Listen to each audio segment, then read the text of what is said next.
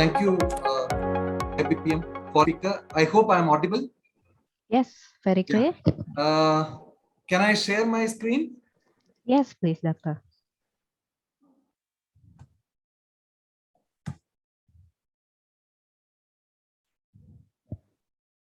Just hold on, sir. Okay. Is my screen visible? Yes. Thank you all for inviting me as a keynote speaker. My name is Ranjith. I'm working as associate professor at Christ Deemed to be University, Bangalore, India. I was contemplating on the topic because these are the times when we think about the pandemic. These are the times when we think about what is happening across the world, different uncertainties, wars, and everything happening. But I then thought, let me talk in a very general format with respect to challenges and opportunities in business, rather than specifying myself with respect to the after the COVID pandemic or before that, because I don't think it's right for us to find out one specific reason why business is doing well or bad. So rather than focusing on one point, I thought, let me just have a cover up of the entire thing. Please understand these are some of the viewpoints which I've got from materials and one or two points from my side. So there might be difference of opinion which we can discuss later on. I have focused myself in 2-3 specific areas. One on how the technology is moving. I think the speaker from Sri Lanka has already spoken about it.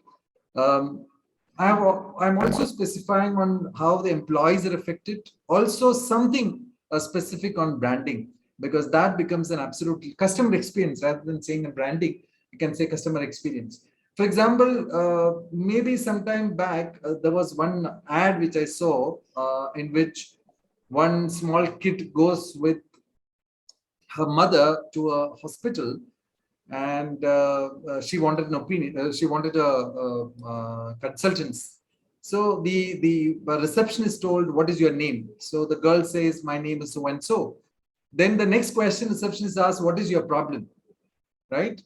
So she says, my problem is I want to, her mother says actually the problem is tonsils removal. But unfortunately, the receptionist has the name associated with hip replacement. So she says, your name is associated with hip replacement. How can it be a tonsil removal? Right? Then there's a small debate happening over there. But interestingly, then the lady next step, the receptionist says, how was my response to you, in terms of feedback? Very good, good. So rather than solving the problem, she was asking for the feedback. This would have happened around maybe a decade ago. But now, if this kind of experience happens for any one of us, we will not be able to get on with the business. And that's where we are talking about challenges and opportunities in business. Let me go to the slides. So these are the 2-3 things which I am talking about: outlook for employees in general, and challenges and opportunities, which is the main crux of the talk, and finally conclusion. So if you look at it, interestingly, 2018 human intervention was around 71%. Now in 2025, in 2 years, 3 years from now, you can see it is 48%. 52% will be taken over by the machine. So from 29 to 50 to almost 140 times, more than almost twice the machine occupancy has increased in terms of jobs. So you can see that how difficult it will be for employees in the coming scenario to cope up with the entire business, right? How employees are going to be taken into consideration for business. So that's something which we have to really think of.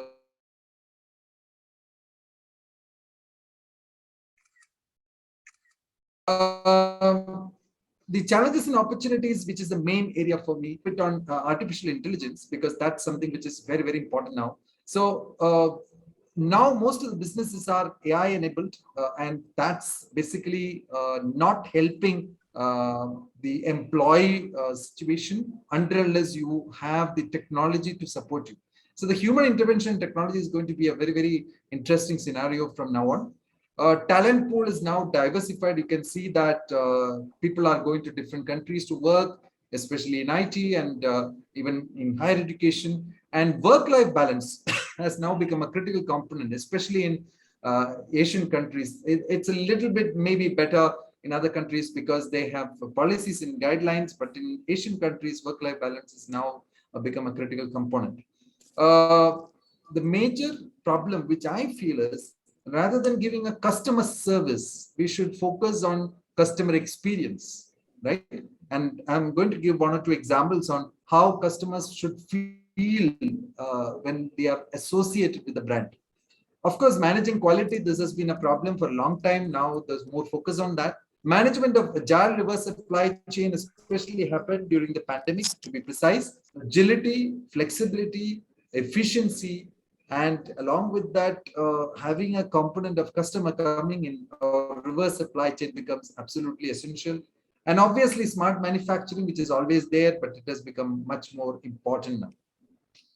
So, needless to say, artificial intelligence definitely helps in customer service to understand what customers want, what are their extra things, how do they delight the customer, right? They will help you in cross-selling of the brands. So the companies will be able to sell much more wider products because of pinpointed needs and wants of the customer. And obviously, managing the needs of the customers will also become essential, and AI will help a lot in that. Artificial intelligence, if implemented properly, which is again a very important area, can reduce the risk of business. So it can help to improve the profitability, thereby decreasing the cost in terms of production, in terms of selling, etc., and increase the efficiency. Obviously, through this, AI will definitely help in improving the productivity. But how do you balance it? The biggest question, even now, in most of the companies and most of the countries, is how to balance our usage of technology and the skill force, rather the employees. How do you balance it? That becomes an important thing.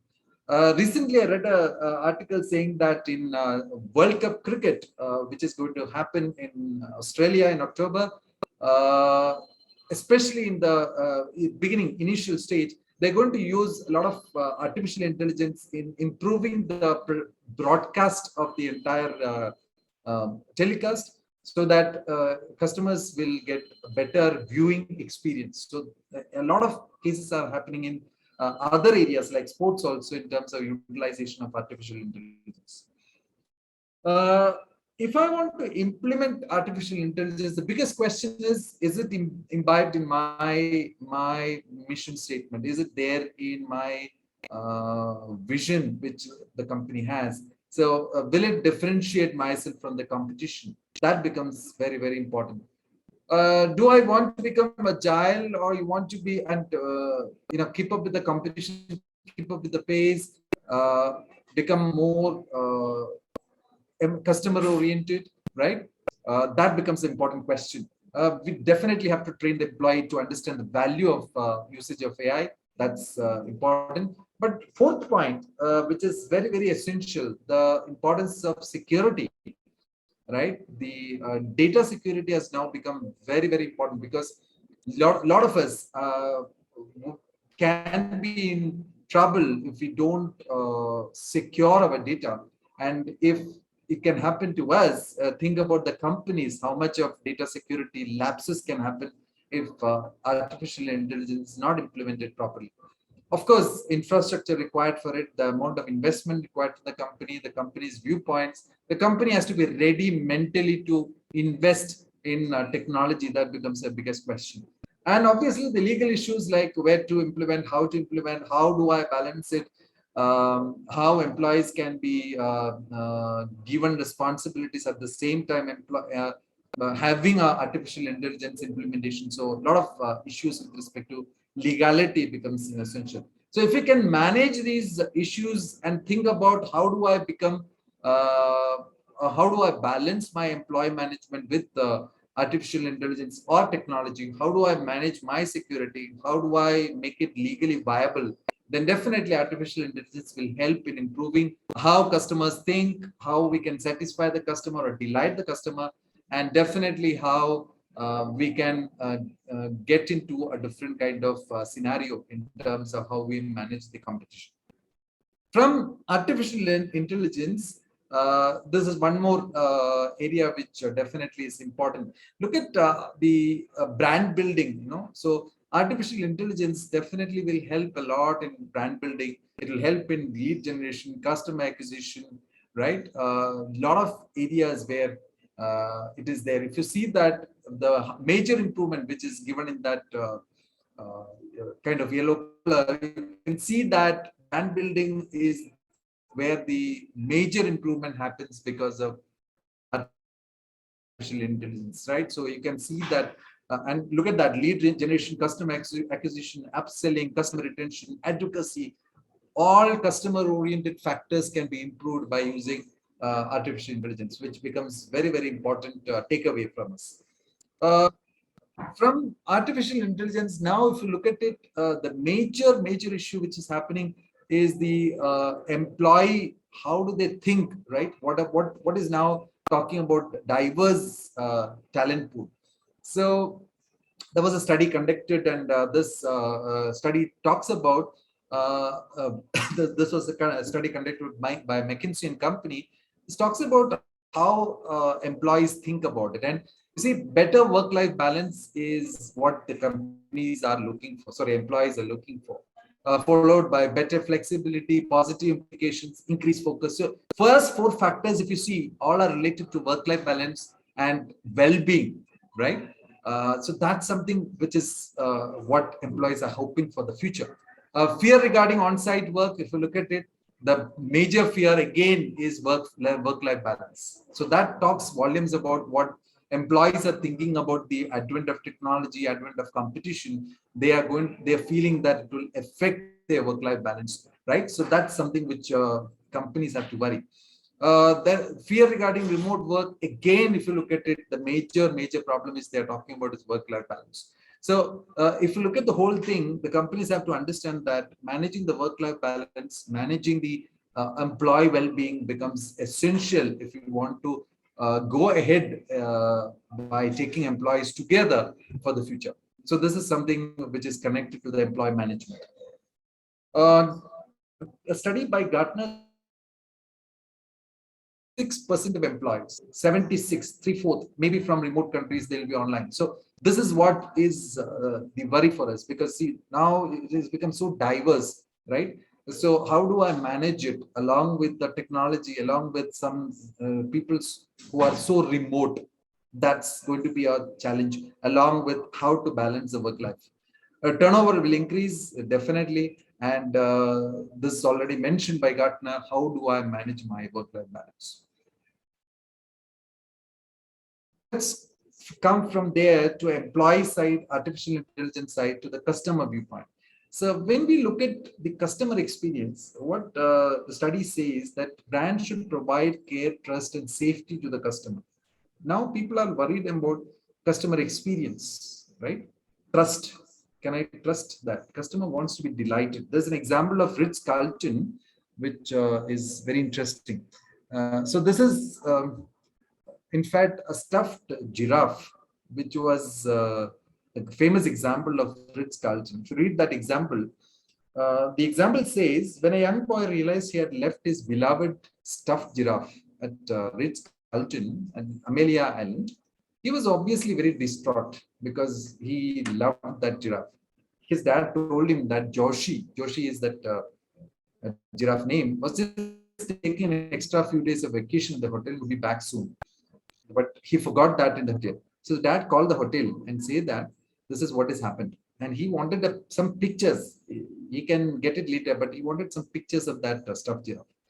So what Ritz-Carlton did was they took the pictures of Joshi, who's the stuffed giraffe, everywhere over the hotel, getting a spa getting a massage at the spa, driving a golf cart, making new friends. So they packaged all those pictures into a book, right? With different pictures of that stuffed giraffe and sent to the boy. So while the boy reached the home, he got the entire booklet online.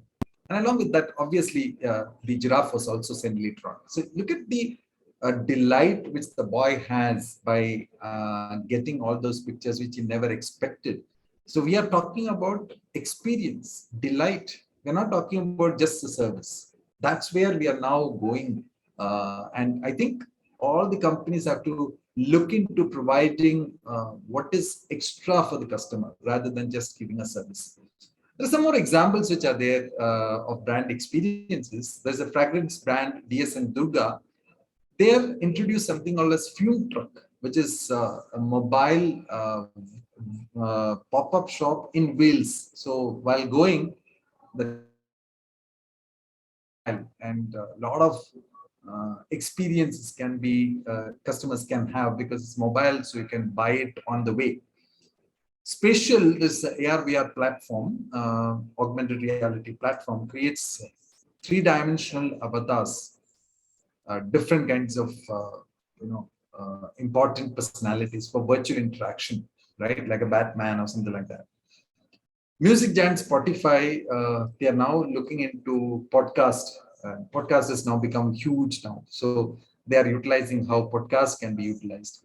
Taco Bell had definitely is a legend in terms of giving more delivery, and a lot of company car dealers are now going to online sales, which is happening.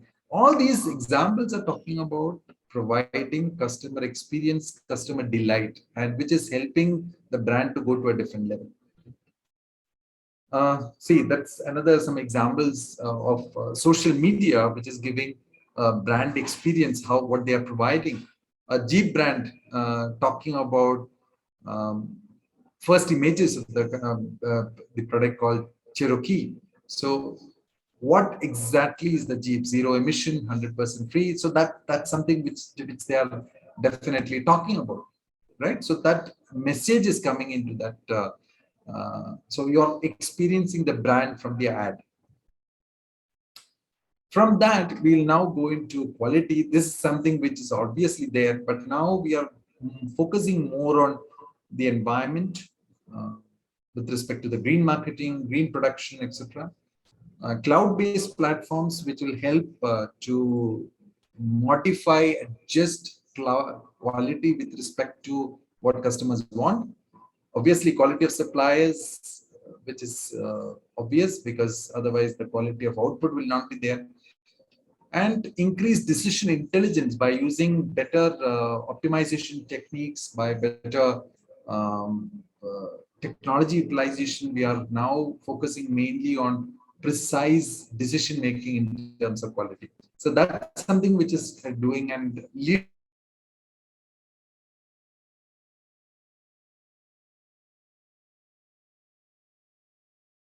a lot of along with partnerships.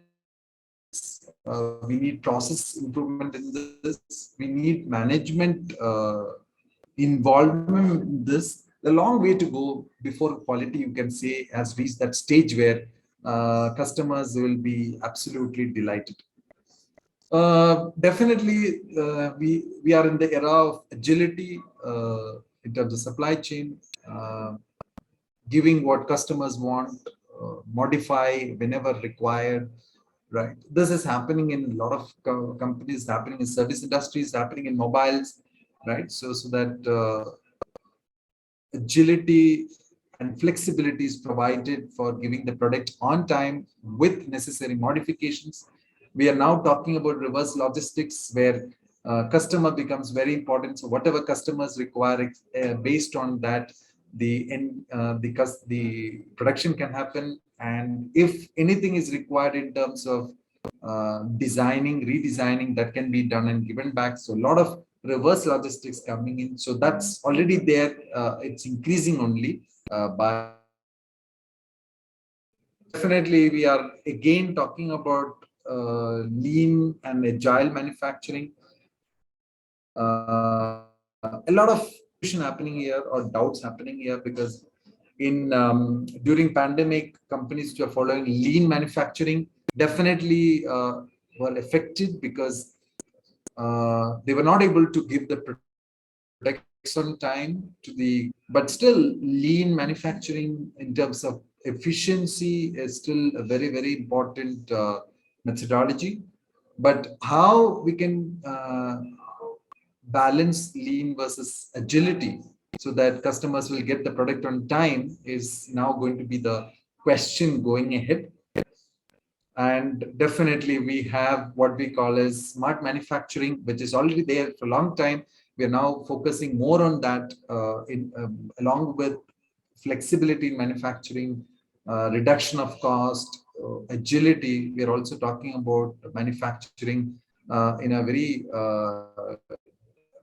definite way, using better technology, so that minimizing waste will be our priority. We are all talking about sustainability in the long run. So that's going to happen in all sectors, especially in manufacturing. So in conclusion, what I wanted to talk about is dynamic changes in business outlook, in terms of technology, in terms of brand experience, in terms of quality, etc. Employee management, work-life balance, that becomes very important now. Supply chain risk, right? We talked about agility, green supply chain management, focus on customer experience, improving the technology like artificial intelligence, new markets, and focus on giving better service, right? This is also very important now. Innovations in communications, not only in employee communication, but communication to the customer. Something which I did not mention, blockchain technology, which definitely has come in big way, still long way to go. Augmented reality for, especially for viewing experiences, right? So we are going to be in a different world in a decade or so in terms of how we watch programs. Path-breaking innovations in science, not only in uh, technology, but in terms of science like nanoscience and all those sort of areas. Radical changes in education. The best example is how education is changing in India. For example, we are implementing in the national education policy, giving opportunities for students to take up different areas of expertise along with their core areas, so that they will be comfortable in going into any kind of opportunities in industries, right? It will become multifaceted. They will become multifaceted and able to meet the challenges in a better fashion. So a lot of things are happening in terms of education also. Thank you for your time. That completes my presentation. Thank you, BICAP again, and thank you, AIBPM. Thank you. Thank you, madam.